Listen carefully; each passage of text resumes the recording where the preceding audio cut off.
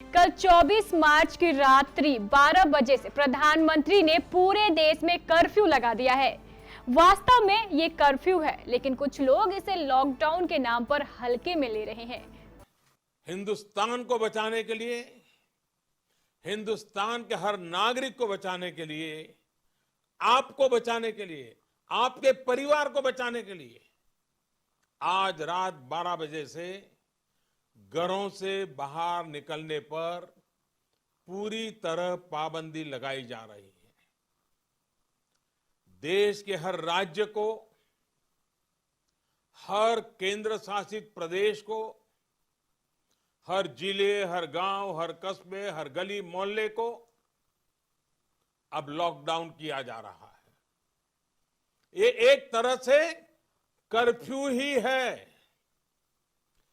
जनता curfew से भी कुछ कदम आगे की बात, जनता कर्फ्यू से जरा ज्यादा सख्त। इस कोरोना नामक महामारी के कारण आज पूरी दुनिया पूरी की पूरी अस्त व्यस्त हो गई है। अमेरिका और ईरान जैसे शक्तिशाली और विकसित देश भी इस महामारी के सामने नतमस्तक हो गए हैं। इस महामारी ने जर्मनी, दक्षिण कोरिया, फ्रांस, स्पेन और इंग्लैंड जैसे बड़े देशों को भी पूरी तरह अपने चपेट में ले लिया है। इस महामारी ने अब तक लगभग 19,000 लोगों को मौत की नींद सुला दिया है और लगभग 4.25 लाख लोगों को अपनी लपेटे में ले लिया है। इस महामारी को रोकने तथा शहर में हो रही भीड़ भाड़ को लेकर केबीसी के महानिदेशक ललित अग्रवाल ने अपनी प्रतिक्रिया व्यक्त करते हुए कहा कि जिले वासियों, कोरोना का कठिन समय है, लेकिन अधिकांश लोग सड़कों पर निकल रहे हैं और अपनी लापरवाही दिखा रहे हैं। ये एक बड़ा खतरा है। अगर अब भी आप नहीं संभले तो जिला ही नहीं पूरा देश खतरे में आ जाएगा। अब देखिए अमेरिका जैसे शक्तिशाली देश को, इटली जैसे विकसित देश को, फ्रांस और जर्मनी को, इंग्लैंड को, कोरिया को, इन लोगों ने थोड़ी सी लापरवाही की, आज पूरा देश कठिन परिस्थिति से गुजर रहा है। यहाँ कोरोना मौत का तांडव मचा रहा है। आज के ताज़ा आंकड़े हम आपको बताएं तो आज तक इस कोरोना से 18,905 लोग मौत के मुंह में समा चुके हैं। लगभग 4.25 लाख इसकी चपेट में आ चुके हैं। अमेरिका जैसे देश में वेंटिलेशन जैसी मशीनों की कमी हो गई है। वहाँ की सरकारें सक्षम हैं, शक्तिशाली हैं और उनके पास पैसा भी है, फिर भी वो लोग नाकामयाब हैं और रो रहे हैं, सिर्फ इसलिए कि वहाँ की सरकार ने, वहाँ के लोगों ने थोड़ी सी लापरवाही की। लेकिन हमारे पास वक्त है। कोरोना ने हमारे यहाँ भी मात्र प्रवेश भर किया है। अगर अब भी हम नहीं संभले तो बहुत देर हो जाएगी। हम सब कभी इस मुसीबत को झेल नहीं पाएंगे। हमारे पास अमेरिका की तुलना में पैसा भी नहीं है, उतना हमारा देश विकसित भी नहीं है। तो आप सोचिए क्या हाल होगा। आपके, हमारे रिश्तेदार, हमारे पड़ोसी, हमारे समाज के लोग सब मौत के मुंह में समा जाएंगे। इसलिए संभलने की ज़रूरत है। संभल जाइए, बिना मतलब घर से मत निकलिए, सैनिटाइजर का प्रयोग कीजिए, फेस मास्क लगाइए और सिर्फ ज़रूरत पड़ने पर घर से निकालिए। सड़क पर भीड़ बिल्कुल मत लगाइए। यही कोरोना के विकास का, कोरोना वायरस के फैलने का कारण बनता है। हम दिखाते हैं आपको ये विश्व स्वास्थ्य संगठन द्वारा जारी है रिपोर्ट। अब देखिए इस नक्शे में पूरा देश इस लाल चिन्हों से आपको समझ में आएगा कि पूरी दुनिया कैसी परेशान है, कहाँ कहाँ कोरोना तांडव मचा रहा है। देखिए हमारी ये रिपोर्ट। देशवासियों और जिले वासियों, अगर आप अब भी नहीं हुए सावधान और अगर आपने अपने घरों से निकलना बंद नहीं किया तो कोरोना आपके लिए और हम सबके लिए बड़ी मुसीबत बन जाएगा। जिन देशों ने शुरुआती दौर में थोड़ी सी भी लापरवाही की, वहां आज कोरोना कहर बनकर टूट रहा है। अब तक इस कोरोना ने दुनिया के 220 देशों में से 194 देशों को अपनी चपेट में ले लिया है और वो भी मात्र 90 दिनों के अंदर।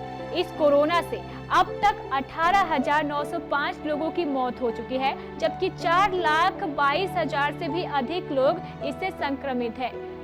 अब देखिए WHO द्वारा जारी ये रिपोर्ट। दक्षिण कोरिया में बुधवार को संक्रमण के 100 नए मामले सामने आए हैं। देश में अब 9,137 लोग संक्रमित हो गए हैं, वहीं 126 लोगों की मौत हो चुकी है। न्यूजीलैंड में भी कोरोना को लेकर आपातकाल लगा दिया गया है। इटली में 24 घंटे में 743 लोगों की मौत हो चुकी है। देश की सिविल प्रोटेक्शन एजेंसी ने मंगलवार को ये जानकारी दी। 2 दिनों के बाद देश में मौतों का आंकड़ा फिर से बढ़ गया है। इससे पहले सोमवार को 601 और रविवार को 650 लोगों की जान गई थी। पूरे देश में लॉकडाउन लगाया गया है। देश में करीब 6 करोड़ लोग घरों में बंद हैं। अब तक संक्रमण के 69,176 मामले सामने आए हैं, जबकि 6,820 लोग मारे जा चुके हैं। स्पेन इटली के बाद यूरोप में दूसरा महामारी से सबसे ज्यादा प्रभावित देश है। यहाँ एक दिन में 514 लोग मारे गए, जबकि 6,600 लोग संक्रमित हुए हैं। स्पेन में लॉकडाउन 11 अप्रैल तक बढ़ाया जा रहा है। 14 मार्च को देश में 15 दिन तक लॉकडाउन लगाने की घोषणा की गई थी। यहाँ अब तक 42,058 लोग संक्रमित हुए हैं और 2,991 लोगों की जान गई है। फ्रांस के स्वास्थ्य अधिकारियों ने मंगलवार को कहा है कि देश में एक दिन में 240 लोग मारे गए हैं। अब तक कुल 1100 लोगों की जान जा चुकी है, जबकि 22,304 लोग संक्रमित हुए हैं।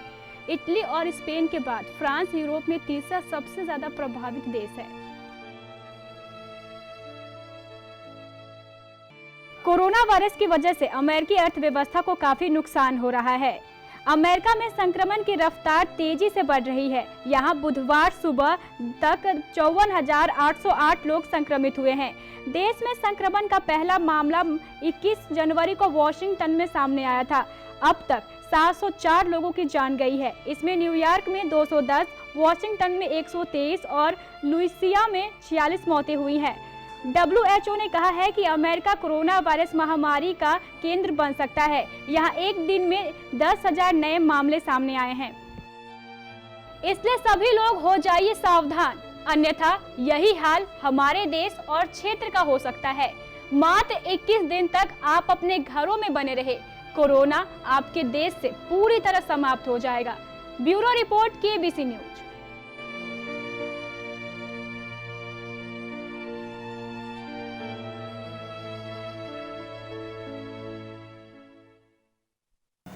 इस रिपोर्ट को देखने के बाद अब तो आप समझ गए होंगे कोरोना कितना खतरनाक है। इसने दुनिया के 194 देशों को अपनी चपेट में ले लिया है। अब नहीं संभले तो शायद कभी नहीं संभलेगा। इसलिए घर के अंदर रहिए और सैनिटाइजर और फेस मास्क का भी प्रयोग कीजिए। सोशल डिस्टेंसिंग बना के रखिए। साथ ही मेरी ये सलाह भी है कि आप इस दौरान इस खाली वक्त का फ़ायदा उठाइए।